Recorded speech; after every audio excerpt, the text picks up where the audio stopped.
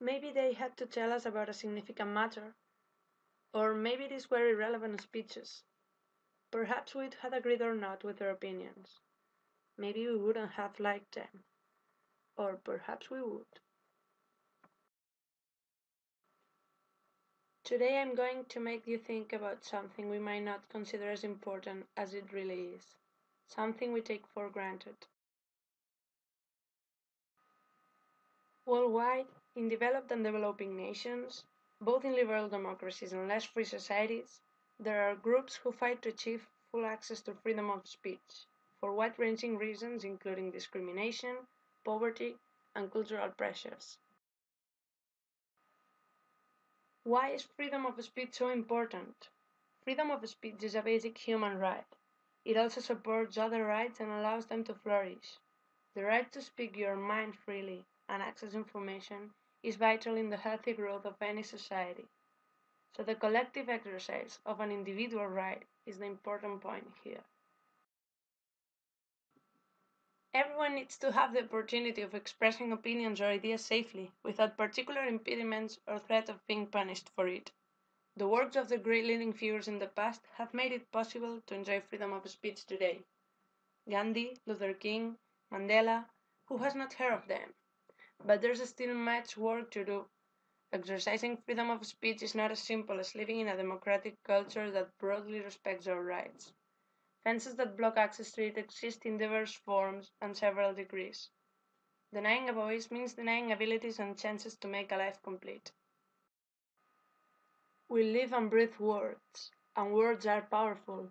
They can light fires in our minds or drain tears from the hardest hearts. They can hurt and encourage. They are the perfect instrument to demand justice, to stand, to finish with imposed silence. Freedom of speech is present in our daily lives.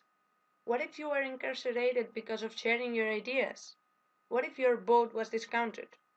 What if your accounts of social networks got banned? North Koreans live in the most censored country in the world. Communist North Korea has no independent journalists, and all radio and television receivers sold in the country are locked to government-specified frequencies.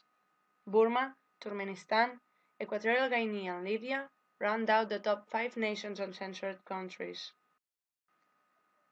In 2009, Malala Yousafzai, a Pakistani teenager, started a blog to share her experience as a clandestine student.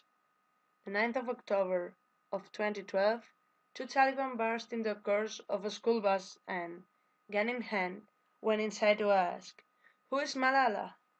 Then, they began firing at the young girl and her friends. Surprisingly, Malala managed to survive. It also astonishes the force of her message and the reflected illusion despite the rawness of what she has lived. Terrorists thought that their bullets would shut Malala forever, but they failed. Thousands of voices rose up from the happening. Weakness and fear died forever. Instead, influence and courage were born.